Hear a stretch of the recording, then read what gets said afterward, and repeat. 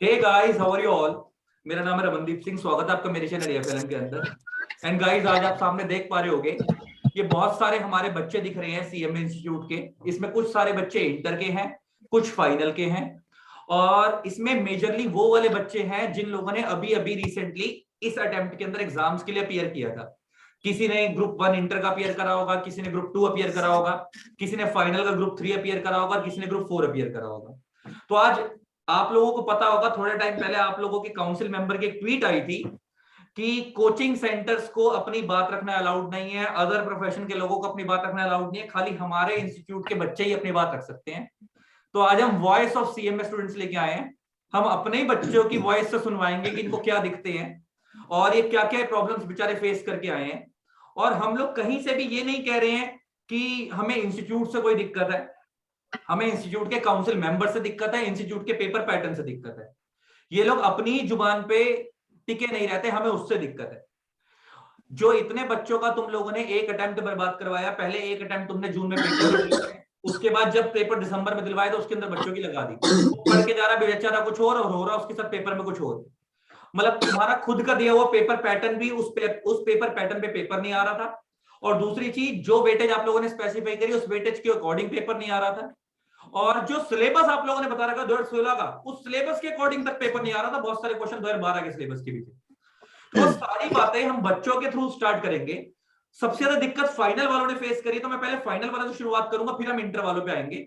और ये आप ही के बच्चे हैं, आप लोगों के अपने बच्चे हैं, और इनसे ही बात रखवाते हैं। और मैं इन सारे पॉइंट्स को वीडियो ओवर होने के बाद मैं नोट डाउन करूंगा, और मैं काउंसिल को ये वाली वीडियो की रिप्रेजेंट हमारे चैनल पे तो आएगी, जो पॉइंट्स बन के आएंगे उसमें जो रिपीटेटिव पॉइंट्स होंगे उनको मैं हटाकर एक रिप्रेजेंटेशन बनाकर हम लोग सबमिट करेंगे इसको, कि किस बच्चों ने क्या क्या प्रॉब्लम फेस करी।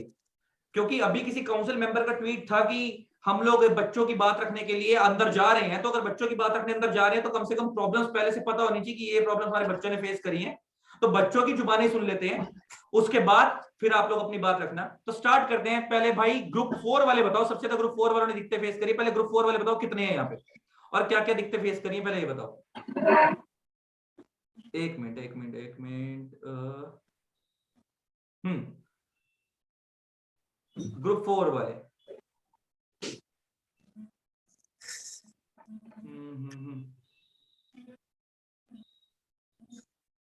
हाँ जी, ग्रुप 4 वाले बच्चे स्टार्ट करो अपना। कौन कौन ग्रुप 4 वाले थे जिस टाइम ग्रुप 4 अपीयर हो गया? हाँ, हाथ खड़ा करो कोई भी एक बच्चा। अमित ने हाथ खड़ा करा, जतिन ने हाथ, जतिन ग्रुप 4 भी दिया था? किन किन बच्चों ने ग्रुप 4 दिया अभी पहले मेरे को ये बताओ। सुलभ ग्रुप 4 दिया था?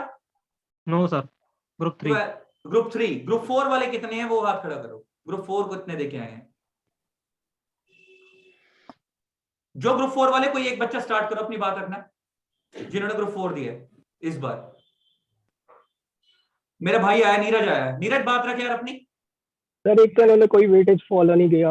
जैसे मेरा फर्स्ट पेपर सीएसआर का था, उसमें 20 मार्क्स का एएस है इनके स्टडी मैट में, जो वेटेज दे रखा है इन्होंने। मुश्किल से लगा लीजिए 60 मार्क्स का एएस पूछा हुआ इन्होंने। अच्छा। और कुछ कुछ क्वेश्चन तो ऐसे थे जो 4-5 मार्क्स के, वो 1 मार्क्स से पूछे हैं। और एक सेगमेंट रिपोर्टिंग का क्वेश्चन था 8 मार्क्स का, वो जून 18 टर्म में इन्होंने 8 मार्क्स में पूछा था। और आज जो इस टर्म था, इस टर्म में इन्होंने 1 मार्क्स में पूछा वही क्वेश्चन। और हम तो उनसे ये भी नहीं कह रहे कि ये वो क्वेश्चन आप सेम 8 मार्क्स में पूछे, 4 मार्क्स में पूछे, 5 मार्क्स में पूछे, वही क्वेश्चन ये 1 मार्क्स में पूछ रहे हैं इस बार। और बी सेक्शन तो इतना, मतलब इन्होंने क्या कहते हैं, ऐसा धोखा किया था इस बार। क्या कहते हैं, बोला था कि फिल इन द ब्लैंक्स होंगे, और फिल इन द ब्लैंक्स तो छोड़िए सर, वो क्वेश्चन ही इतने बड़े बड़े थे, उसी में 1.5-2 घंटे लग गए हमारे ए और बी सेक्शन में। अच्छा गाइस देखो, मैं एक चीज क्लियर कर दे, सॉरी नीरज इंटरप्ट कर रहा हूं। मैं सीधी सी बात करूंगा, जो भी इंस्टीट्यूट का काउंसिल मेंबर ये वीडियो देख रहा है, हमारी इंस्टीट्यूट से कोई ये रिक्वेस्ट नहीं है कि आप लोग पेपर इजी बनाओ। हम लोग जैसा पेपर बनाना है कोर्स पेपर पैटर्न के अकॉर्डिंग बनाओ, जितना टफ बना सकते हो बना लो यार, हमें फर्क नहीं पड़ता। हम अपने बच्चे को तैयार करा के भेजेंगे। कम से कम उस क्वेश्चन को उतनी इंपॉर्टेंस तो दे दो। 6 नंबर 8 नंबर का क्वेश्चन है तो उसको उसके अकॉर्डिंग तक पूछ लो, एक एक 2 नंबर के तो मत पूछो। टाइम के अकॉर्डिंग 3 नंबर 3 घंटे के अंदर पेपर सॉल्व हो जाए उस तरीके का तो पेपर पूछ लो। कम से कम जब पेपर बनाते हो आप लोग तो सामने बच्चे बिठाओ और उनको पहले 3-4 बच्चों से एक टेस्टिंग करवा लो कि पेपर 3 घंटे में हो पाएगा, क्योंकि आप लोगों ने खुद तो कभी पेपर उतने टाइम पे करा ही नहीं होगा। कम से कम जो आज के बच्चे जो कंप्यूटर पे प्रैक्टिस कर रहे हैं उनके अकॉर्डिंग एनालाइज करवाकर एक बार दिखा दिया जाए कि बच्चा 3 घंटे में, नॉर्मल बच्चा, एवरेज बच्चा कर पाएगा या नहीं। हम नहीं कहते कि पेपर इजी पूछो, मगर कोर्स के अकॉर्डिंग पूछो और उसकी जितनी उस क्वेश्चन की वेटेज होनी चाहिए उसके अकॉर्डिंग पूछो। हाँ नीरज आगे बात रखो मेरे भाई। सर AS21 का एक इन्होंने क्वेश्चन पूछा था इंटरनल रिकंस्ट्रक्शन का, जबकि हमारे स्टडी मैट में वो हट भी क्या वो AS21 जो है, और एक भी क्वेश्चन नहीं है AS21 का हमारे इसमें। वो इतना लेंथी क्वेश्चन था, वो मॉनिटर स्क्रीन में फिट ही नहीं हो रहा था, उसके बाद स्क्रॉल ऊपर नीचे ऊपर नीचे ऊपर नीचे ही करना पड़ता था बार बार। एडजस्टमेंट कॉपी में भी लिख रहा, मुझे आता तो था नहीं वो क्वेश्चन, तब भी मैं ट्राई कर रहा था। एडजस्टमेंट कॉपी में लिख रहा, फिर वही एडजस्टमेंट रिपीट हो जा रही मुझसे, और इतनी आंखों में दर्द हो गया। और AS14 का इन्होंने क्वेश्चन पूछा था अमालगमेशन का, वो भी हमारे कोर्स से हट गया। मतलब 28 का इन्होंने आउट ऑफ सिलेबस पूछा, और गवर्नमेंट ग्रांट के तो ऐसे क्वेश्चन पूछे थे कि मतलब हमारे पूरे सिलेबस में सिर्फ एक गवर्नमेंट ग्रांट ही है और कोई है ही नहीं चैप्टर। अच्छा, कितने नंबर का आ गया था गवर्नमेंट ग्रांट? 12 मार्क्स का तो इनका लॉन्ग क्वेश्चन था, और बी सेक्शन में तो इतने क्वेश्चन भर रखे थे गवर्नमेंट ग्रांट के कि मतलब मुझे तो ऐसा लगा भाई गवर्नमेंट ग्रांट ही है हमारे पूरे सिलेबस में और कोई है ही नहीं सिलेबस में। अच्छा, मेरे को एक चीज और पता लगी, आज मेरी टीचर से बात हो रही थी, वो कॉस्ट ऑडिट एसपीएम बीवीएम पढ़ाते हैं, निखिल गुप्ता सर, आपको पता है हमारी टीम के पार्ट है वो भी। तो मेरी जब उनसे आज सुबह बात हो रही थी कॉस्ट ऑडिट के लिए, तो उन्होंने बोला कि रमन सर मैं बच्चों को कॉस्ट ऑडिट रूल्स पे बहुत फोकस करके भेजता था और कुछ चीजों पे मैं फोकस नहीं करता था, क्योंकि पेपर पैटर्न के अकॉर्डिंग जो पास्ट में जिस तरीके से ट्रेंड आता है, कहता है इस बार इन्होंने कॉस्ट ऑडिट रूल 30-35 के आते थे, 5-10 नंबर के पूछे और बाकी जो नहीं आता था बहुत सारा पूछ लिया। ऐसा भी हुआ, वहां पे भी हुआ कॉस्ट ऑडिट वाले पेपर? जी सर, कॉस्ट ऑडिट तो बहुत इजी था पेपर, जो मेरा 2.5 घंटे में हो गया था। थ्योरी तो इन्होंने इस बार पूछी ही नहीं थी ना के बराबर। कॉस्ट ऑडिट हो गया और एसपीएम बीवीएम हो गया। बीवीएम में ही बता दो आपको, एक क्वेश्चन ऐसा था, सेम क्वेश्चन 3 मार्क्स में पूछा था इन्होंने, और वही सेम क्वेश्चन इन्होंने बी सेक्शन में भी डाल रखा था 1 मार्क्स में। अच्छा, सी सेक्शन में वही सेम क्वेश्चन 3 मार्क्स में पूछा था इन्होंने, और बी सेक्शन में भी सेम वही रिपीट कर दिया 1 मार्क्स में। अच्छा, मतलब ऐसा फ्री का था। और CFR में तो पता नहीं क्या, मतलब क्या दुश्मनी निकाली है, मुझे तो ये समझ नहीं आ रहा। वो पहले मैं सीधा डी सेक्शन पे गया, डी सेक्शन में से हो गया था, ठीक है, क्वेश्चन वो इजी था। जब मैं सी सेक्शन पे आया, मैंने देखे 5 प्रैक्टिकल है, मैंने बोला चलो सही है, एग्जाम हो गया पेपर इस बार। और जब मैं क्वेश्चन करने बैठा, AS14 देखा मैंने बोला ये तो मैं पढ़ के नहीं आया, ये तो है ही नहीं हमारे सिलेबस में। AS21 देखा, वो भी नहीं था। और फिर मैंने सोचा चलो गवर्नमेंट ग्रांट करते हैं, गवर्नमेंट ग्रांट किया। वो क्वेश्चन भी इतना लेंदी, उसे सॉल्व करते करते ही थक गया मैं। फिर मैं सीधा A और B सेक्शन में चले गया। A और B सेक्शन ही मेरे 1.5-2 घंटे में हुए सर, बाकी सी सेक्शन में तो जाते गया। और ये क्या चक्कर था जो हर सेंटर पे जाकर ये 30-30 रुपए बैग रखने के भी ले रहे थे, वो क्या चक्कर सर, था? ये भी लिए थे हमारे सेंटर पे, 20-20 रुपए ले रहे थे। मतलब अगर फोन और बैग रखवाना 20 रुपए और हेलमेट रखवाना है उसके अलग से चार्जेस 20 रुपए अलग से। अच्छा, और एक क्वेश्चन है मेरा सीएम इंस्टीट्यूट से, मैंने जिंदगी में पहली बार ऐसा देखा, मैं तुमसे पहले पूछता हूँ फिर मैं वहां बात रखूंगा। मेरे को ये बताओ, हर एक सेंटर के ऊपर इंस्टीट्यूट का कोई काउंसिल मेंबर आया था? मतलब इंस्टीट्यूट का कोई एक बंदा आया था रिप्रेजेंट करने की, उधर इंस्टीट्यूट का रिप्रेजेंटेटिव, अगर किसी बच्चे को कोई दिक्कत हो रही तो बात रखो, कोई आया था नहीं आया था? हाँ सर, एक मैम थी, पर वो पता भी नहीं चल रहा था कि इंस्टीट्यूट से है या नहीं है। जिस दिन मेरा लास्ट पेपर था, तब मैंने पूछा कि हमारे इंस्टीट्यूट से कोई मेंबर आता है, तो उन्होंने बताया वही जो मैडम बैठी रहती है वही आती है। जब फर्स्ट डे उनसे इंटरेक्ट हुआ ना मेरा, तो मैंने उनसे पूछा मैडम ये मेरा सिस्टम कौन सा है, मुझे तो ये वाला सिस्टम बताया है, पर वो सिस्टम में तो मेरा नाम दूसरे सिस्टम में शो हो रहा है। तो उन्होंने बोला कि उन्हीं से पूछिए, वही बताएंगे। आपको ना म्यूट कर लो, सिर्फ अभी जो बच्चा बोल रहा है ना उसी का खुलना रहने दो, बाकी सब अपने आप को म्यूट करो, डिस्टरबेंस आ रही है ना। सिर्फ नीरज को बोलने दो अभी। हाँ नीरज बोल रहे। सर, फर्स्ट डे उन्हीं मैडम से मेरा इंटरेक्ट हुआ था, मुझे पता भी नहीं था कि वो हमारे इंस्टीट्यूट से है। तो मैंने उनसे पूछा कि मैडम, जैसे वो सामने वाली मैडम ने मुझे बताया कि ये मेरा इस सिस्टम में है, पर मेरा नाम शो दूसरे सिस्टम में हो रहा है, तो फिर मुझे कहाँ पे बैठना है? तो उन्होंने बोला ये उन्हीं से पूछिए, ये वही बताएंगे। मुझे लगा कि भाई वो ऐसी भी आई होंगी, वो होगी स्कूल की स्टाफ। लास्ट एग्जाम में वो लास्ट सब्जेक्ट जो था मेरा बीवीएम का, उसमें मैंने पूछा कि हमारे इंस्टीट्यूट से कोई आता है नहीं आता? तो उन्होंने बताया वही जो मैडम आती हैं वही आपके इंस्टीट्यूट से है। तब पता चला कि मुझे वो मेरे इंस्टीट्यूट से थी वो मैम। और मैम, और सर फर्स्ट पेपर में तो ऐसा हुआ, वो कॉलेज इतना बड़ा था, वहां तो मुझे कोई बताने वाला ही नहीं कि मुझे कौन सी बिल्डिंग में जाना है। मैं 10-15 मिनट घूमता ही रहा। और उस दिन 4 शिफ्ट में पेपर थे, एक SSC का भी था, IBPS का भी था, और उनके अपने कॉलेज के भी बच्चे ऐसे घूम रहे थे। तो फिर मैं ऐसे घूमता रहा, कहीं मिला ही नहीं। फिर एक पता नहीं उनके स्टाफ का कोई आया, बोले कहाँ घूम रहे हो? मैंने बोला पेपर है मेरा CMA का। बोले तो पेपर वहां सामने बिल्डिंग में हो रहा है। मैंने बोला आपने कोई बताने वाला कोई रखा ही नहीं, कहाँ पूछूं मैं? सही बात है। एक तो मेरी सीएमए इंस्टीट्यूट से रिक्वेस्ट है कि आपको हर सेंटर पे, मैंने जिंदगी में पहली बार ऐसा देखा है कि किसी प्रोफेशनल कोर्स के अंदर इंस्टीट्यूट का काउंसिल मेंबर ही नहीं आ रहा है तो एक आध बंदा आ रहा है। और हम लोगों ने जब अपने टाइम पे CS के पेपर दिए, जिन लोगों ने CA के पेपर दिए, मैं हमेशा जब भी मैं फीडबैक लेता हूँ, मेरे को इतना टाइम हो गया पढ़ाते हुए CSE CMA के बच्चों को, हर सेंटर पे 2 से 3 रिप्रेजेंटेटिव पूछते हैं इंस्टीट्यूट के, हर सेंटर पे, और वो हर क्लास के अंदर मूव करते हैं सिर्फ ये पूछने के लिए किसी को कोई दिक्कत तो नहीं है, कोई बात तो नहीं रखवानी। मैंने पहली बार ऐसा देखा कि एक तो इन्होंने सेंटर फेंका 2, अच्छा सेंटर की बात से भी याद आया, सेंटर भी 100 किलोमीटर 200 किलोमीटर दूर, 150 किलोमीटर दूर, 80 किलोमीटर दूर सेंटर फेंके। और उसके बाद सेंटर फेंकने के बाद बच्चों को वहां पे कोई रिप्रेजेंटेटिव नहीं है कि वो अपनी बात रख सके, किसी के साथ कह सके। और जो सेंटर में लोग बैठे हुए हैं जिनको सीएम इंस्टीट्यूट को कुछ पता ही नहीं है, वो तो खाली एग्जाम कंडक्ट करा रहे हैं, वो कहते हैं हमें कुछ नहीं पता, आए हो पेपर देगा और दे के चले जाओ, बात खत्म। अच्छा ये क्या चक्कर हो रहा था, एक बच्चा मेरे को बता रहा था कि सर वो पेपर के अंदर कई बार ऐसी भी दिक्कत आ रही थी कि जब हम पेपर के अंदर अगले सेक्शन में जाते थे तो वापस बैक नहीं कर पा रहे थे, कईयों का कीबोर्ड खराब हो गया था, कीज वर्क करनी बंद हो गई थी। ये क्या सर, चक्कर था? कभी लैग हो जा रहा था, वो सिस्टम जो था लैग हो रहा था, कभी 20 सेक्शन में नहीं आ पा रहे थे, 6 सेक्शन ऐसा हो रहा था। लैग तो छोड़िए सर, कीबोर्ड भी ऐसा था, मैंने बोला भी उनसे कि सर ये स्पेस की ये बाहर को निकल रही है, इसे चेंज कर दीजिए, बोले नहीं सही है, इसके करते रहिए हो जाएगा। अच्छा सर और मेरे कोई साथ बच्चा में भी इश्यू आया था सर, मेरे बगल में जो बच्चा बैठा, बटन दब ही नहीं रहा था एक मिनट मेरा भी नीरज, सर। क्या कह रही है मोनिका, क्या कह रही थी? सर मेरे कीबोर्ड में भी इश्यू आया था सर, बैक स्पेस बटन जो है वो दब ही नहीं रहा था। मैंने इनको कई बार बोला, कह रहे इससे से आपको डील करना पड़ेगा, अभी चेंज नहीं कर पाएंगे। और जब तक चेंज किया तक कम से कम आधे घंटे बाद मेरा चेंज हुआ है कीबोर्ड। एक तो इश्यू आए थे, बार मेरे बटन ढंग से दब नहीं रहे थे क्योंकि वो बटन काफी खराब थे कीबोर्ड के। तो सर ये सब भी अच्छा। हमें प्रॉब्लम फेस करनी पड़ी सर पेपर्स में। सर एक इशू मुझे भी हुआ था जब मैं पेपर दे रहा था। सर जो डेस्कटॉप होता है उसका जो कीबोर्ड होता है उसके एक्सट्रीम राइट साइड पे न्यूमेरिक कीबोर्ड होता है।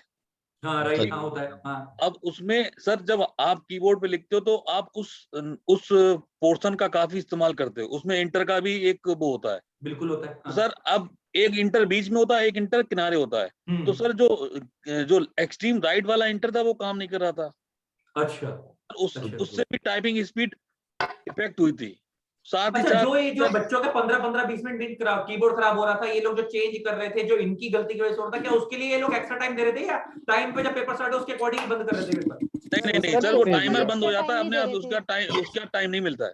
और सर 3 घंटे में पूरा पेपर करना है सर। एक तो उन्होंने रीडिंग टाइम भी नहीं दिया हमें सर, पता नहीं क्यों। हाँ, जो इन्होंने बोला था कि 15 मिनट रीडिंग टाइम देंगे, वो 15 मिनट इंस्ट्रक्शंस पढ़वाई थी इन्होंने, राइट ना? सर वो 15 मिनट डेली वेस्ट हो रहे थे गप्पे मारने में, डेली ऐसा लग भी नहीं रहा कि एग्जाम हो रहा है, 15 मिनट बच्चे वहाँ गप्पे मारते थे फुल, फिर उसके बाद आराम से खोलते थे। डेली सेम इंस्ट्रक्शन कौन पढ़ेगा सर, याद हो गए थे वो सारे इंस्ट्रक्शन पढ़ के। और सर मेरे साथ वाले बच्चे का 3 बार एग्जाम बंद हुआ, उसका कोई एक्स्ट्रा टाइम नहीं मिला।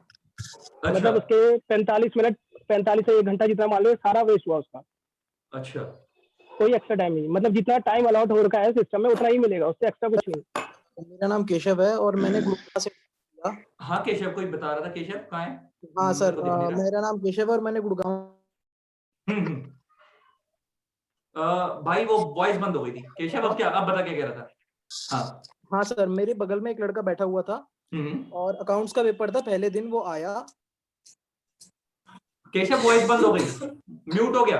वो 15 मिनट लेट, उसे सीधी 15 मिनट लेट मिली, ठीक है। और फिर वो जो अंदर एक रूम में सर बैठे हुए थे, कह रहे थे जो सीएम में से आए हुए हैं, एक हमारे रूम एक अंदर बैठे हुए थे वो सर, तो उनके पास बात करने जब वो गया तो कहते यहाँ कोई सुनवाई नहीं है किसी भी बात की, ठीक है भाई तू अंदर एंटर नहीं कर सकता। मतलब उस आदमी की बात तक नहीं सुनी गई। अच्छा, मतलब 15 मिनट लेट था, 15 मिनट उसका और बर्बाद करवाया, उसको आधे घंटे बाद पेपर 15 मिनट लेट नहीं था वो लड़का, लेकिन 15 मिनट 20 मिनट उसे लेट कंप्यूटर अलॉट हुआ, उनकी अलॉटमेंट खराबी की वजह से। अच्छा, तो एक बात मेरे को और बताओ, जैसे मान लो 2 से 5 का पेपर है और तुम्हारे को अगर 15 मिनट बाद कंप्यूटर हो रहा है तो 5 बजे बंद हो जाएगा या 2 बजे स्टार्ट होगा, तो वहां से 3 घंटे कैलकुलेट होते हैं। मान लो अगर 2:15 स्टार्ट हो रहा है, 2:15 से 5:15 तक चलेगा, वहां से 3 घंटे चलेंगे। वहीं से कैलकुलेट होता है। अगर 2:30 बजे शुरू हुआ है तो 5:30 बजे बंद हो जाता है। अच्छा, अगर सर पहली बात होगा तो 3 घंटे तक चलेगा, 5:30 बंद होगा। हाँ सर 3 घंटे चलता था वो। सर पहली बात तो इन लोगों ने जो इंस्ट्रक्शंस दिए थे, इंस्ट्रक्शंस में लिखा हुआ था तो paper will start at around 2:15 और इट विल एंड अराउंड 5:15। अब इन लोगों ने जो 15 मिनट दिया हुआ था तो वहां पर पेपर स्टार्ट हो रहा था 2:35 को, 2:30 पे डॉट स्टार्ट नहीं होता, 2:35 को, और एंड होता है 5:35 को। और एंड होने के बाद भी मतलब ये लोग 10 मिनट तक रुका के रखते कि आप लोगों से कोई फॉर्म साइन करवाना है कि ओके, वो लोग गिनते रहते कि जो आप लोग को रफ शीट प्रोवाइड की गई है वो हमको मतलब डॉट टू डॉट मिली है कि जितने स्टूडेंट्स हॉल में जो रहते हैं एग्जाम देने के लिए, तो 10 मिनट वहां पर टाइम वेस्ट होता है। Instead of providing 50 minutes for the paper reading, ये लोग पेपर खत्म होने के बाद 10 मिनट रुका के रखते हैं कि आपका कोई फॉर्म, और लिटरली चारों पेपर में सर कोई एक सिंगल फॉर्म नहीं आया। लास्ट में हम लोगों ने पूछा कि द रीजन ऑफ वेटिंग क्या रहता है, तो वो लोग बोलते हैं कि we are just counting the rough sheet which has been provided so that nobody can take it home. अच्छा अच्छा, और कोई बच्चा जिसने दिक्कत फेस करी हो कुछ अलग? सर अलग इन सारे दिक्कतों के अलग अगर मैं बोलूँ तो जैसे कि हम कीबोर्ड पे हम टाइपिंग कर रहे थे तो हमारा स्पेस बार तो कहीं काम नहीं कर रहा था, मतलब मेरा या मेरे बगल वाले का हो, स्पेस बार तो किसी काम ही नहीं करता। और सर सबसे बड़ी जो बिग इशू होता था ना, हम मतलब लास्ट टाइम भी पेपर दिया है, ऑटो सेव का ऑप्शन था, इसमें सर ऑटो सेव का ऑप्शन ही नहीं है। हम लिख रहे हैं, अगर हमारा मन एक पार्ट लिख लिया और एक पार्ट अगले पार्ट में जाना है, वो सर अपने आप इरेज हो जा रहा है, फिर जाओ उसको दोबारा टाइप करके लिखो। अच्छा सर सबसे बड़ी जब हमारा मन हम क्वेश्चन को 2 बार में करें, 3 बार में करना चाहे, 3 पार्ट दे रखा है, बट एक पार्ट अपने कर लिया वो इरेज हो रहा है। सर आप मतलब किसी को स्टार्ट कर दो उसको एंड तक पूरा करो। अच्छा, मगर मेरे क्वेश्चन है, तुमने एक सेक्शन कर लिया और तुम दूसरे सेक्शन में, जब मैंने प्रेसिडेंट सर की एक बार वीडियो देखी जिसमें उन्होंने बोला था कि अगर section A B C D, अगर सेक्शन ए से बच्चा सेक्शन बी में जाना चाहता है तो वो सबमिट करके सेक्शन बी में जा सकता है, लेकिन वो बाद में सब वापस सेक्शन ए में आना चाहे तो आ सकता है, ऐसा था? हाँ जी सर, चलो ऐसा था। ये वाली दिक्कत था थी सर। अच्छा चलो, मगर मेरे को लगा नहीं ऐसा ना हो कि सीधा सबमिट करके तुम वापस आ ही नहीं पा रहे अगर उसको वापस देखना है तो। सर वहाँ जो इन्विजिलेटर थे ना, उनको ये बात मालूम नहीं थी, वो यही कह रहे थे कि एक बार सबमिट हो जाएगा फिर आप वापस नहीं आ पाओगे, लेकिन मैंने ऐसा एग्जाम पहले दिया है ना, इसलिए मुझे नॉलेज था। तो वो सबमिट होने के बाद वापस आ रहा था। अच्छा, सबमिट करके वापस आ रहा था। लेकिन सर को नहीं पता था, वो बता नहीं रहे थे वो इस बारे में शुरू में, फर्स्ट सेकंड पेपर को नहीं पता। सर मतलब जो ये है ना, जो इन्विजिलेटर थे ना वहाँ के, वो सर हमने उनसे बात करी, भाई आप कहाँ से आए? वो कह रहे हैं हम इसी कॉलेज के हैं या फिर दूसरे कॉलेज से आए हैं। वो स्टूडेंट्स है सर सारे, इन्विजिलेटर वहाँ पर। उनको कुछ नहीं पता सर, उनको कुछ भी मतलब नहीं उन्हें पता, आईटी के बारे में कोई नॉलेज थी ही नहीं कि अगर कोई दिक्कत हो जाए टेक्निकल तो वो आप लोगों को और सर हम उनसे कुछ पूछते थे तो वो कहते थे पहली बार पेपर देने आए हो क्या? अच्छा सर मेरा और क्या इसमें मेरा एक सीरियस ऑब्जेक्शन ये है, टीचर भी नहीं थे इन्विजिलेटर हमारे। एक एक करके वो वरना मिक्स हो जाएगा। सर मेरे साथ क्या हुआ ना, मैं अर्वाचीन वाले में विवेक विहार में मेरा वो पढ़ा था सेंटर। अच्छा ठीक है। वहाँ पे उन्होंने क्या करा ना, उन्होंने पहले तो टाइम खराब करा हमारा, एक कड़ा उतार के आओ, घड़ी उतार के आओ, पर्स भी निकाल के आओ है, और फिर बार और उसके बाद कह रहे हैं और पूरा 3 बार चेक करते हैं वो कि भाई तुम्हारा नाम क्या है। अर्वाचीन का तो मेरे भाई मैं इसलिए बता सकता हूँ, मेरा खुद का सेंटर सीएस फाइनल का अर्वाचीन में पड़ा था, विवेक विहार में, सेम स्कूल। और मेरे साथ भी यही हुआ था, मेरा पर्स भी रुकवा दिया था, मेरा मोबाइल भी रखवा दिया था बाहर, मेरा सब कुछ रखवा दिया था, इवन तक मेरे को कह रहा घड़ी भी उतार के आओ, सब कुछ उतार के आओ, कड़ा भी उतार के आओ। कड़ा बॉटल अलाउड नहीं करने का रीजन क्या हो सकता है? जो बॉटल होती है ना, कलरफुल वाली बॉटल, अदर देन ट्रांसपेरेंट, मतलब उसमें तो हम कुछ रख के नहीं ला सकते ना, पानी के अंदर या बॉटल के अंदर। अगर आपको ऐसा कुछ करवाना है तो इंस्ट्रक्शन में लिख के दो आपकी, भाई आपको ये अलाउड नहीं है। ये थोड़ा सा इलॉजिकल लगा मुझे, जो बॉटल था थर्मोमिक्स वाला, उसको अलाउड ही नहीं किया जा रहा था। हाँ जी सर मेरा एक सीरियस ऑब्जेक्शन ये है, जहाँ भी हम लोगों का सेंटर पड़ा था वो या तो इंजीनियरिंग कॉलेज था या वो मैनेजमेंट का कॉलेज था, क्योंकि वहां पे ही इतने ज्यादा कंप्यूटर हो सकते हैं, राइट? अब सर इंजीनियरिंग कॉलेज में पढ़ते हैं बच्चे, थर्ड ईयर में होते हैं या सेकंड ईयर में होते हैं, सर उनसे ये लोग ड्यूटी करवा रहे थे। अच्छा ठीक है सर, और उनको प्रॉपर गाइडेंस भी नहीं था, ना ट्रेनिंग थी। सर उन्हें कुछ भी नहीं पता था, मैं बता रहा हूँ उन्हें कुछ भी नहीं पता था कैसे क्या करना है। सर से ये जो तनु अग्रवाल के नाम से सर आ रहे हैं, हमारे सेंटर में ही थे सर। और ऐसा ही हुआ, बिल्कुल वो बच्चे थे जो हमें इन्विजिलेट कर रहे थे। मेरे से टेरिबल सर इतने थे कि हम लोग से वो छोटी उम्र के थे। मुझे नहीं। अच्छा तो सर फिर फायदा क्या हुआ इन्विजिलेटर का वहां पर, जब उसे कुछ पता ही नहीं है तो? सही बात है।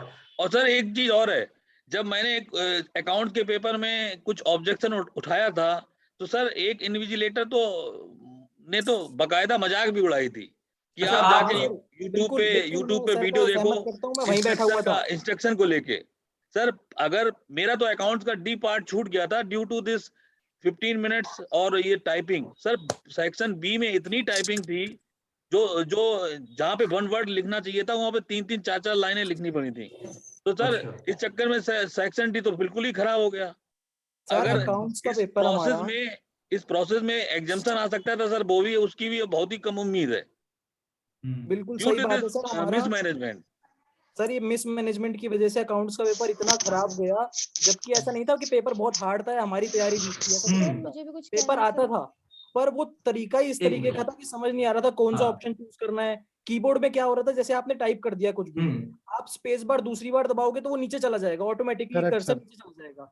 गलती से आप बैक स्पेस 2 बार ज्यादा दबा दिया तो वो नीचे वाली लाइन सर सारा इरेज हो जा रहा था, मैं बता रहा हूँ, सारा इरेज हो जा रहा था। सर एक चीज और कहनी है मुझे, फॉर्मेटिंग में मतलब बहुत दिक्कत आ रही थी कि मतलब हम आंसर को एक फॉर्मेट में नहीं लिख पा रहे थे, अगर हमें बुलेट्स डालने हैं या फिर ये कौन बोल रहा है? आशिका तू बोल रही है? हाँ जी सर। हाँ आशिका बोल बोल, वो तो तेरे पीछे अंधेरा आ रहा है, शक्ल नहीं दिख रही थी तेरी। हाँ बोल। मैं सर ये कही थी जैसे फॉर्मेट करते हैं हम एक आंसर को इस तरीके से लिखते हैं, उसमें भी बहुत दिक्कत आई थी कि अगर हमें ऊपर कोई पॉइंट याद आ गया, हमें ऊपर लिखना है तो हम वहां नहीं जा पा रहे, अगर हम वापस जाते हैं तो नीचे की लाइन इरेज हो जाती है, ऐसे में बहुत दिक्कत आई थी। तो जैसे एक आंसर जो हम लिख सकते हैं ना तो अच्छा, एक बच्चा और कह रहा था, एक गर्ल कह रही थी कि सर मेरे को कुछ बोलना है। हाँ मोनिका बता। हाँ सर मेरे भी सर फर्स्ट पेपर जो फाइनेंशियल अकाउंटिंग का था सर, वो यही सब मिस मैनेजमेंट की वजह से खराब गया था सर। जैसे आपने कहा था ना सेक्शन ए में कि प्रेसिडेंट ने कहा था कि आप उस पे पूरा कंप्लीट होने के बाद ही सेक्शन बी पे जा सकते हैं, तो सर मैंने ये इन्विजिलेटर से पूछा था पहले दिन, क्योंकि मुझे भी लग रहा था कहीं चेंज करने, कहीं वो पूरा सेक्शन सबमिट ना हो जाए। तो मैंने पूछा इन्विजिलेटर, तो कहती कि कुछ मुझे नहीं पता, और उस चक्कर में मेरा काफी टाइम वेस्ट भी हो गया सर। नहीं तो मैं सर फटाफट सेक्शन बी पे जाके मैं कर सकती थी सर, उन्होंने बताया नहीं तो मैंने सेक्शन ए पे काफी टाइम वेस्ट किया। अच्छा तूने सबमिट करके तो बी में गई ही नहीं पहले कि पहले निपटा दो? Yes sir, yes sir. पहले एक चीज और है सर, एक चीज और बोलना चाहूंगा मैं सर। हाँ हाँ सर, जब आप पेन एंड पेपर मोड से लिखते हो पेपर और पॉइंट वाइज आंसर लिखते हो, तो पॉइंट 1, पॉइंट 2, पॉइंट 3, पॉइंट 1 एक लाइन में, पॉइंट 2 नेक्स्ट लाइन में, राइट? सर जब कंप्यूटर में हम लिख रहे थे, पॉइंट 1 लिख दिया और अगर कुछ भी स्पेस छूटा है तो उसी से पॉइंट 2 चालू करना है। यानी there was a problem of alignment in the working area. अच्छा, मतलब आप स्पेस छोड़ के नीचे नहीं कर सकते कि एक लाइन छोड़ दो, थोड़ा सा गैप डाल दो?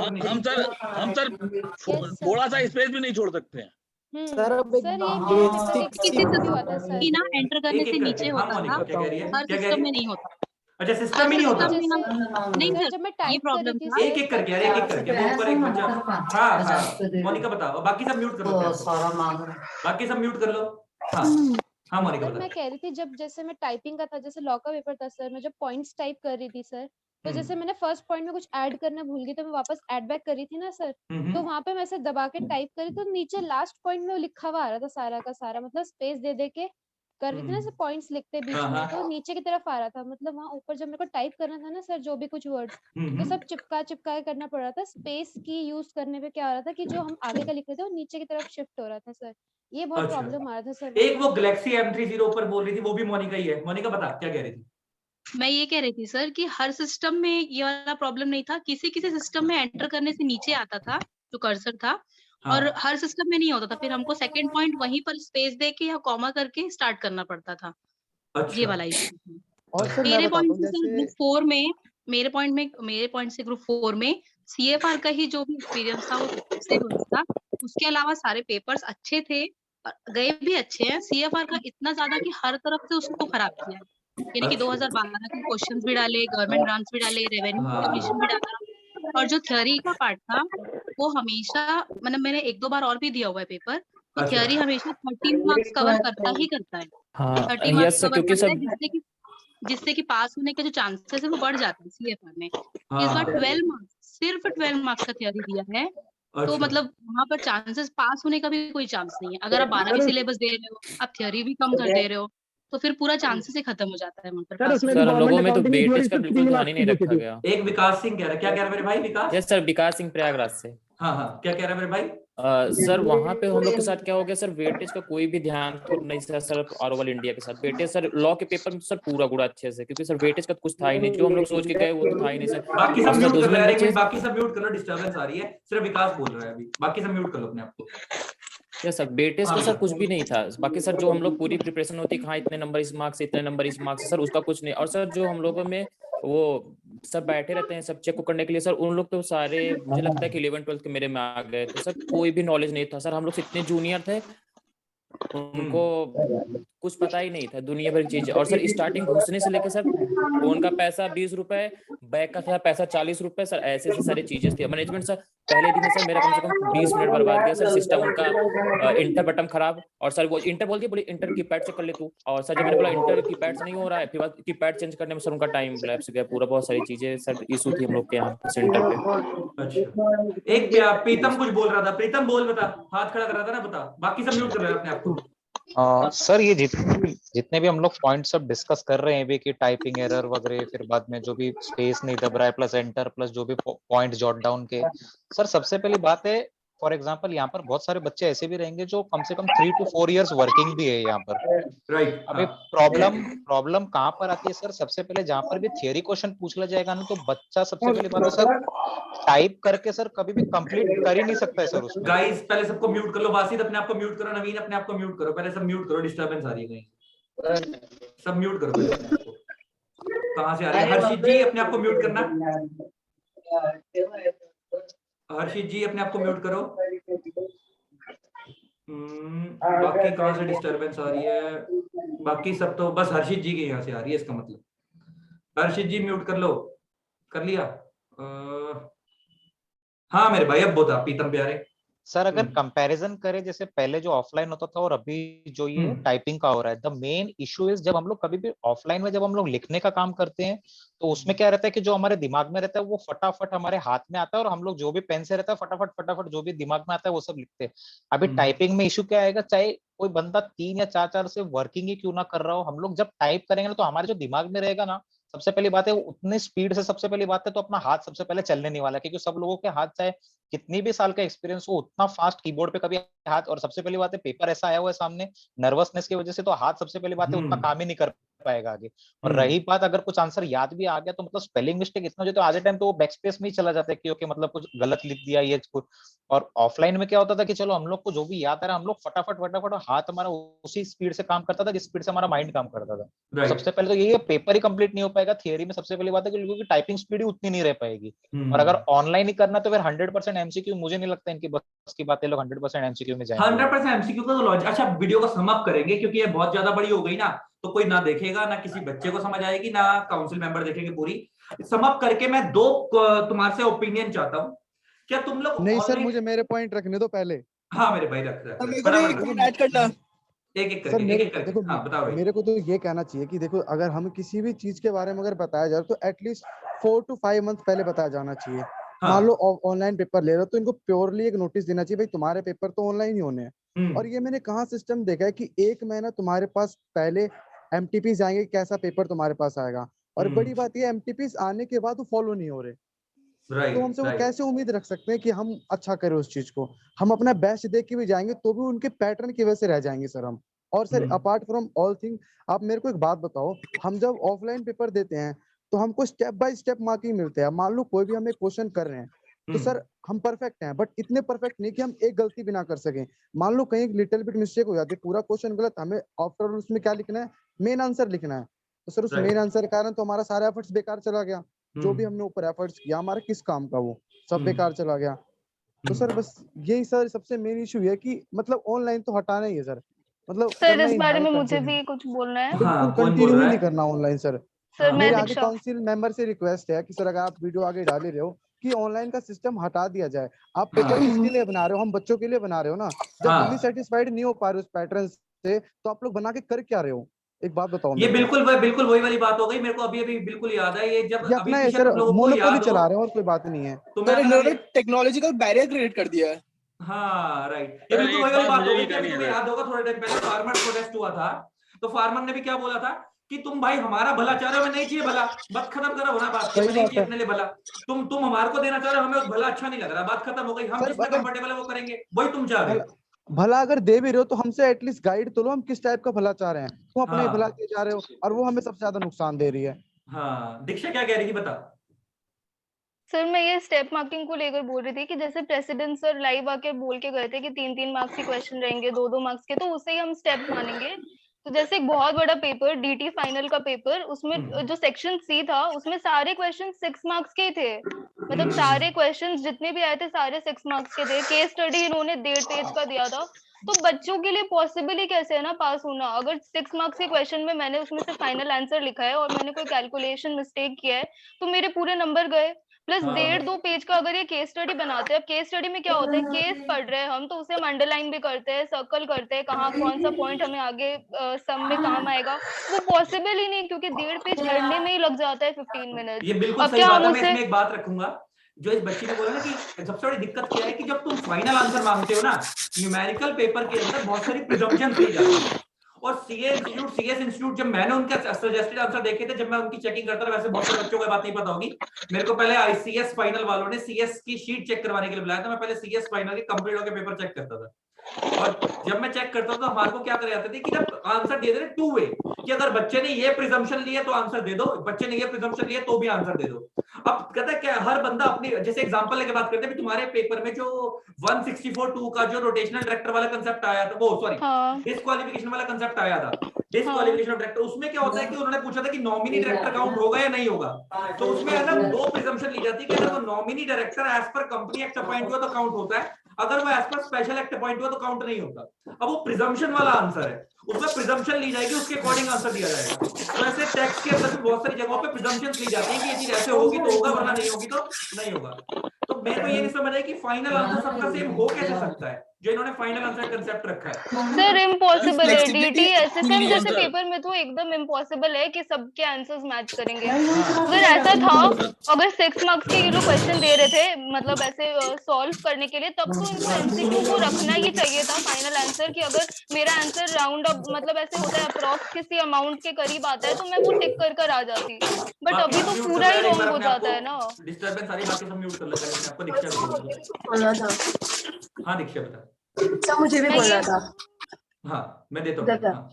सर मैं ये बोल रही थी, जैसे ना सबसे बड़ी प्रॉब्लम ना इसमें ना न्यूमेरिकल्स में आई थी। न्यूमेरिकल्स में बेसिकली क्या हो रहा था, जो हमें स्पेस प्रोवाइड करा गया था, मतलब उसमें फॉर्मूलेज वगैरह लिखने थे। फॉर्मूले वगैरह जब लिखते हैं तो 2-2 जगह लिखने पड़ रहे थे। तो मेरे साथ एसएफएम में प्रॉब्लम आई थी मेनली। तो मैंने उसे इन्विजिलेटर को बुलाया, तो उसने पहली बात तो वहाँ पे कोई आया ही नहीं था।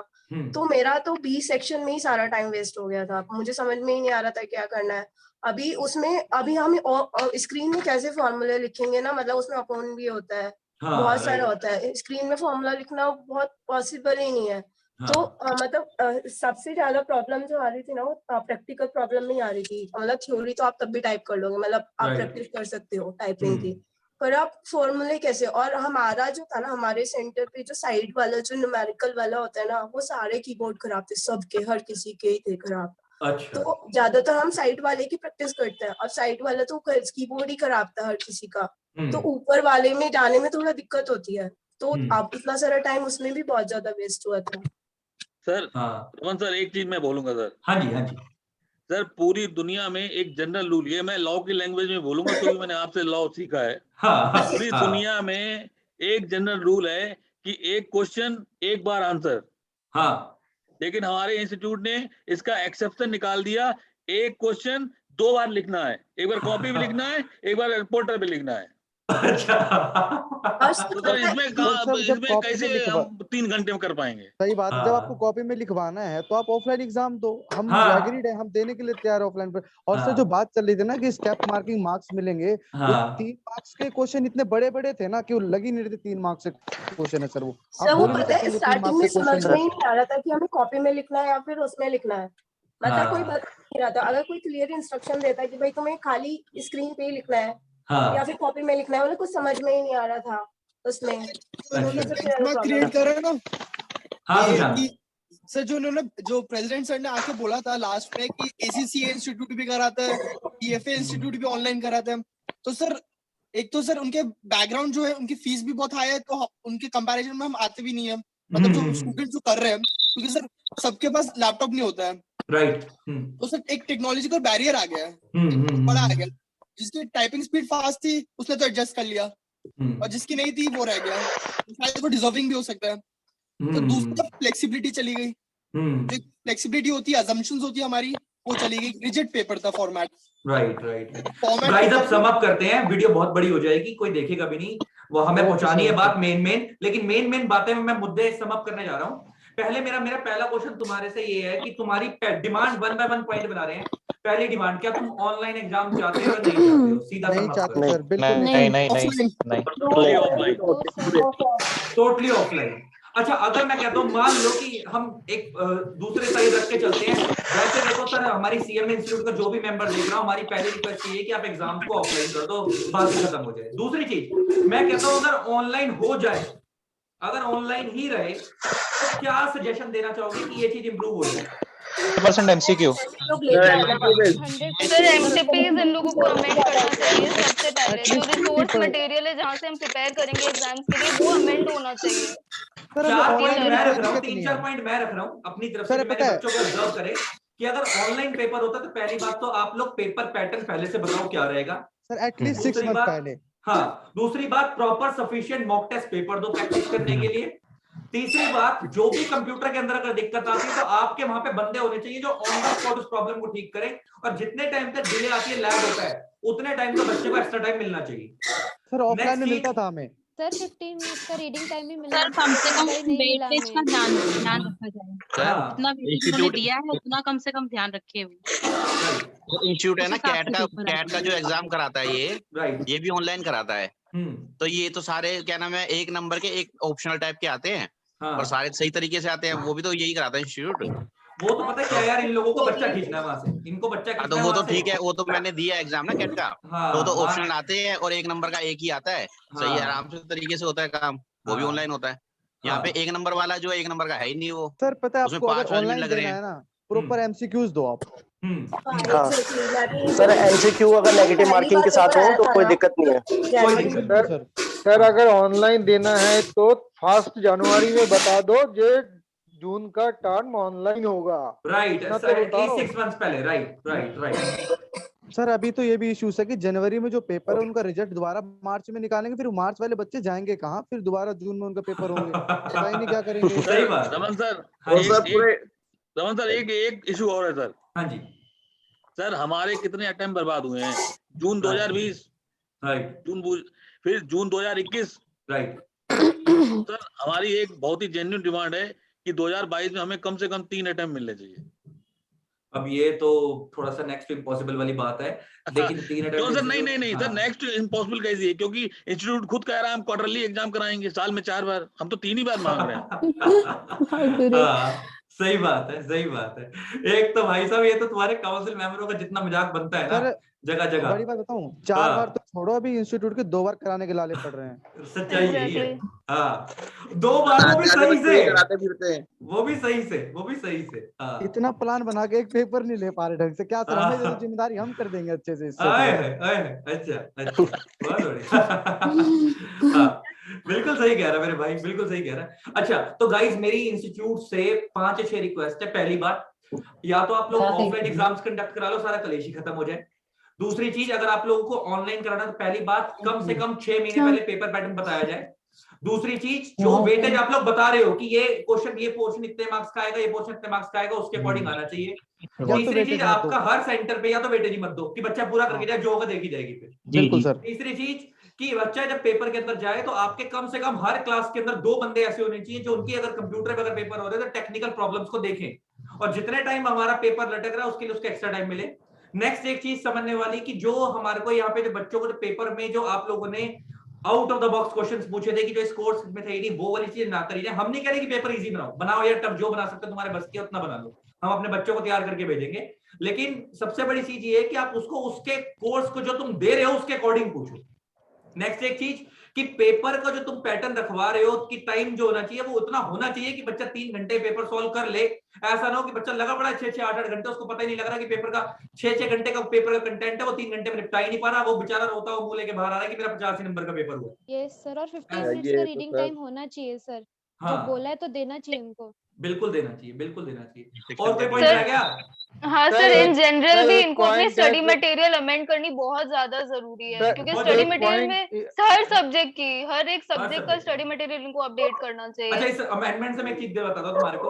हुआ क्या कि एक पॉइंट है सर, इंस्टीट्यूट को कॉर्पोरेट गवर्नेंस का मेंटेन करना है। No transparency, no accountability, no responsibility. थोड़ा इसको उनको थोड़ा आप ज्ञान दे दो सर। ठीक है, डेफिनेटली कॉर्पोरेट गवर्नेंस मैंने आप लोगों को भी सिखाई है, उनको भी सिखाएंगे पक्का। सर एक चीज और है सर, सर आपसे हमने सीखा है कि जब डायरेक्टर्स में डिस्प्यूट होता है, ठीक है, तो share holder can intervene. Right, definitely. हाँ, तो सर हम लोग शेयर होल्डर तो नहीं, हम लोग स्टेक होल्डर हैं। हाँ, इंटरवीन करेंगे, नॉट बी कैन इंटरवीन। आप बता दो सर, मैं लॉजिक चीज पूछ रहा हूँ। नहीं, you can definitely intervene. Stakeholders का इंटरेस्ट तो शेयर होल्डर से ही बड़ा होता है। फिर बताओ सर आप। एक कंपनी है HCL, सुना है? हाँ, वो कहती है कि हमारी पॉलिसी है, आज तक इंडिया में कंपनियां फॉलो करती थी पॉलिसी शेयर होल्डर फर्स्ट, वो कहती है एम्प्लॉय फर्स्ट। कह रहा है अगर एम्प्लॉय ढंग से काम नहीं करेगा तो कंपनी उठेगी कैसे? वो स्टेक होल्डर है, वो शेयर होल्डर नहीं है, लेकिन वो कहती है एम्प्लॉय फर्स्ट। तो और बहुत सारी कंपनियां क्या कहती है, कस्टमर फर्स्ट, कि हम कस्टमर को पहले प्रायोरिटी देंगे, वो कहते हैं हम एम्प्लॉय को पहले प्रायोरिटी देंगे। अब तुम लोग जो हो इंस्टीट्यूट के एम्प्लॉय तो नहीं हो, लेकिन तुम लोग इंस्टीट्यूट के कस्टमर जरूर हो, पैसा जरूर सर सर फिर again this we are the revenue object for the institute and this is based on the cost, so the institute will refer our revenue. अच्छा, cost benefit analysis तो करना ही करेगा ना। रेवेन्यू, शाबाश शाबाश। सर ऑफलाइन पैटर्न सबसे best है, सबसे बेस्ट ऑफलाइन पैटर्न। सर ये सीएमए वालों ने पता क्या करा, सीए वालों के और सीएस वालों के दोनों के ऑफलाइन पैटर्न हो रहे हैं, बट हमारा इंस्टीट्यूट पता नहीं कर ही क्या रहा है। सीएमए वाले ना केयर कर रहे हैं, उन्हें लग रहा है हमारे बच्चों को कोरोना वगैरह ना हो जाए तो केयर कर रहे हो हमारी, इसलिए ऑनलाइन पेपर ले। और सर आपको सबसे बड़ी बात बताता हूँ, इन्होंने ना एक डेमो लिया है, तो डेमो हमें हमारे ऊपर क्यों लिया, दूसरे बच्चे ढूंढ लेते ऑनलाइन कैसा प्रोसेस रहता है, ठीक रहता है। और सर ये लोग ये बच्चों की लाइफ के साथ खेल रहे हैं, ये लोग पूरे बच्चों की लाइफ के साथ खेल रहे हैं। रमन सर, हाँ जी, हर पेपर के बाद एक फीडबैक फॉर्म आता था। हाँ सर उसका भी तो स्टैटिकल डेटा निकल के आना चाहिए। सही बात है, कितने ऑनलाइन ऑफलाइन और क्या फीडबैक दिया है। आप हमारी बात रखो चाहे मत रखो, आप फीडबैक फॉर्म ही देख लो बस, और कुछ नहीं चाह रहे हैं, उसी में सब पता चल जाएगा। सर सबसे बड़ी बात है ना, अभी इनको ऐसा लग रहा है कि बहुत बड़ा हिट था ऑनलाइन एग्जाम, पहले तो इनको ये एक्नॉलेज करना है कि ये बहुत बड़ा फ्लॉप था, मतलब बिल्कुल भी सही नहीं था। सबसे बड़ी बात तो ये कि ये एक्नॉलेज ही नहीं करना चाह रहे, इनको लग रहा है कि कितना सही हुआ। इसको फ्लॉप नहीं कहेंगे, इसको कहेंगे डिबैकल। एक वर्ड होता है टोटल फेलियर। और सर जब एग्जाम आते हैं तो बच्चा नोटिफिकेशन देखे या एग्जाम मतलब एग्जाम की प्रिपरेशन करे, क्या करे, या नोटिफिकेशन पे फोकस दे या एग्जाम की प्रिपरेशन देखे, या जो टीचर्स जो यूट्यूब पे वीडियो डाल रहे हैं उनके लिए वो इतने वरीड हो जाते हैं। कंडक्ट कराने थे तो सर एग्जैक्टली इतनी लेट क्यों निकाले सर? करे भी क्या एक चीज और है सर, क्यों एडमिट कार्ड निकले सर हमारे? रमन सर, सर आप भी सर सीएमए में रजिस्ट्रेशन करा लो, आप भी स्टूडेंट बन जाओगे, तो you can raise the boys also. मेरे भाई मैं अपनी जिंदगी में बहुत ज्यादा सक्सेसफुल हूँ और मैं अपने करियर से बहुत खुश हूँ। I am not saying that. I am not saying that. You must become a student of CMA. अच्छा, ताकि मैं तुम लोगों की जगह पे आकर देख सकूं कि तुम लोग क्या फेस कर रहे हो। सर बिल्कुल सर, हम क्या फील कर रहे हैं ना, आप तब और ज्यादा फील करो कि बच्चे कैसे दिन निकल रहे हैं। जब 10-10 दिन पहले नोटिफिकेशन आती है तुम्हारी ऑनलाइन पेपर है, एमटीपी आ गए तुम्हारे 2 दिन पहले एग्जाम से, क्या फीलिंग होती है अंदर से पता चले। सर मैं कल देख रहा था, नाम नहीं लेना किसी टीचर का, तुमने शायद वीडियो देख भी लियो, कल किसी टीचर ने वीडियो डाली थी कि मैंने भी तुम्हारे साथ सीएमए में एडमिशन लिया, दोनों साथ करेंगे। इसीलिए मैंने भी देखा था, मैंने पहले बोला था वीडियो में नाम मत लेना किसी का।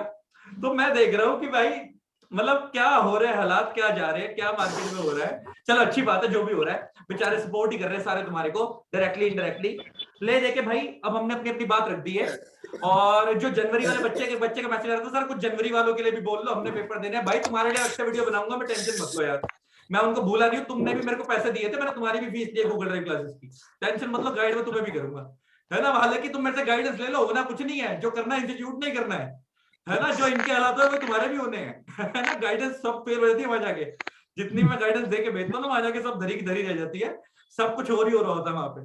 मैं सिखा के भेजता हूँ कुछ और, बेटा ये करके आना वो करके आना, बच्चा कहता वहां पे आया ही कुछ नहीं, करेंगे क्या। हे भगवान।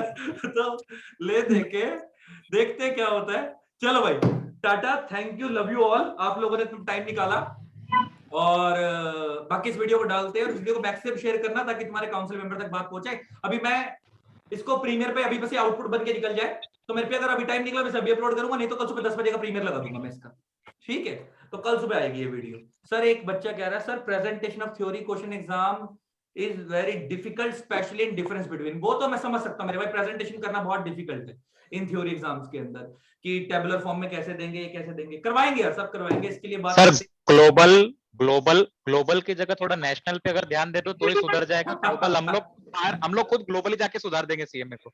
ये बात हुई ना कि हमें इंस्टीट्यूट ग्लोबल नहीं पहले नेशनल तक ही पहुंचा दो यार अच्छे से। सर ग्लोबल हम एक चीज और है सर, एक चीज और है सर, सर एक चीज मैं टेक्निकल चीज बोलूंगा।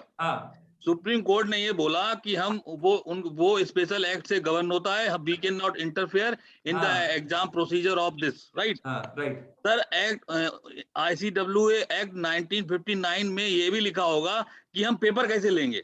हाँ, राइट। तो सर क्या वो चीज पार्लियामेंट में अमेंड कराई गई थी? सही बात है, ये भी देखना पड़ेगा क्या वो करवाई थी। हाँ। नहीं, अगर चलिए अमेंड नहीं कराई थी, क्या उसके लिए प्रॉपर जो भी प्रोसेस है फॉलो किया गया था? सही बात है, सही बात। चलो ठीक है, thanks a lot, bye bye. मिलते हैं अगली बार, फिर कभी सेशन रखेंगे, फिर मिलेंगे। चलो bye bye. Okay, love you all. Bye sir. Bye sir. Bye bye bye sir, bye bye bye bye sir.